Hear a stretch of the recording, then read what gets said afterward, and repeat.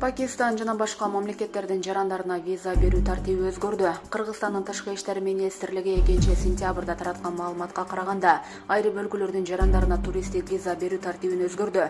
Анда Пакистан, Индия жана башка бир катар мамлекеттердин жарандарынын өлкөгө келүү жараянын иреттештирүү жана уюштуруу максатында коопсуздук жана укуктук тартип маселелерин эске алуу менен бирге айрым өлкөлөрдүн жарандардын өлкөгө киришин жана өлкөдө жүрүүсүн көзөмөлдөө үчүн натыйжалуу алгоритм иштелип жатканы айтылган. Чет өлкөлүк жарандардын Кыргызстан аймагында жүрүүсүнө чакырган тарап жооптуулары каралган. Мындан тышкары электрондук виза порталында Кыргызстандын визасын алуу үчүн арыз тапшыруу иш-чаралары өзгөртүлөт.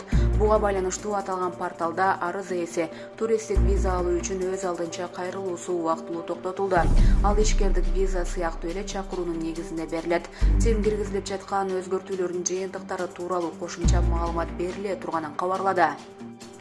Расмий кабарга ылайык быйыл июль-август айында Кыргызстан пакистандык жарандарга 7,5 миң туристтик виза берген. Пакистандан бул өлкөлөргө түз каттам болбогондуктан Кыргызстан аркылуу транзиттик жол менен учат. Пакистандыктар Кыргызстанда визасыз 30 күн жүрө алышат. Учурда бул өлкөдөн келген 7 миңге чукул студент билим алат. Сүрөт пакистандык жарандардын өздөрүнүн уруксаты менен жарыяланды. Булак Азаттык. Социалдык жөлөк пулдун өлчөмү көбөйдү. Президент Садыр Жапаровдун 2-сентябрда кол койгон жарлыгына ылайык ай сайын социалдык жөлөк пул алган балдарга жана бала кезинен майыптыгы бар адамдарга төлөнүүчү акчанын өлчөмү көбөйтүлдү. Жарлыкка ылайык 1-октябрдан тартып социалдык жөлөк пулдардын өлчөмү 50%га көбөйтүлдү. Натыйжада ВИЧке жана СПИДке чалдыккан энелерден төрөлгөн балдардын ар айлык жөлөк пулу 6 миң сомго, майыптыгы бар балдардын жөлөк пулу 6 миң сомго көтөрүлдү. Атасынан же энесинен айрылган балдардын жөлөк пулу 1,5 миң сомго, ата энесинин экөөнөн тең айрылган балдардын жөлөк пулу 3 миң сомго көбөйдү. Бала кезинен биринчи топтогу майыптыгы бар адамдардын жөлөк пулу 6 миң сомго, бала кезинен экинчи топтогу майыптыгы бар адамдардын жөлөк пулу 4,950 сомго, бала кезинен үчүнчү топтогу майыптыгы бар адамдарга 4,050 сомго, ата энеси белгисиз балдардын жөлөк пулу 3 миң сомго көбөйдү. Ал эми 2022 жылдын 1-январынан тартып жөлөк пулдар 100%га көтөрүлөт. Президенттин жарлыгында жазылгандай, ар айлык социалдык жөлөк пулдардын өлчөмүн көбөйтүүгө республикалык бюджеттен кошумча каражат талап кылынат. 1-октябрдан тарта көбөйгөн жөлөк пулду төлөөгө 452,8 миллион сом талап кылынат. Булак Азаттык.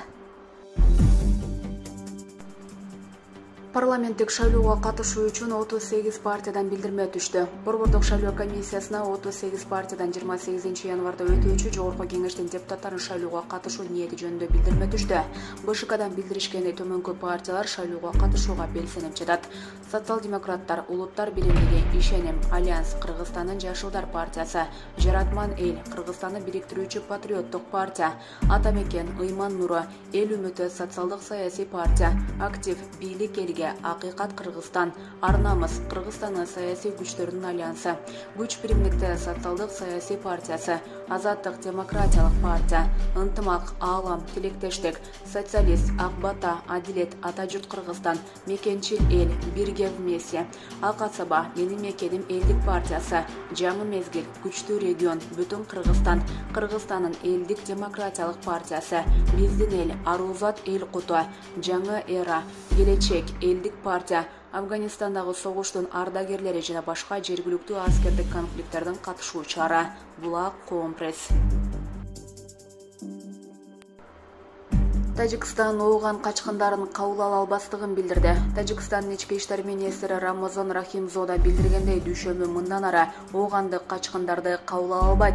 Бул тапта талиптерден корккон миңдеген оогандыктар кошуна мамлекеттерге чыгып кетүү аракетин көрүп жатышат. Рахимзода мунун себеби катары ооган качкындарын кабыл алууга өкмөттүн мүмкүнчүлүгү жок экенин билдирип, эл аралык уюмдарда, анын ичинде Улуттар уюмун Тажикстанга жардам берүүгө чакырды.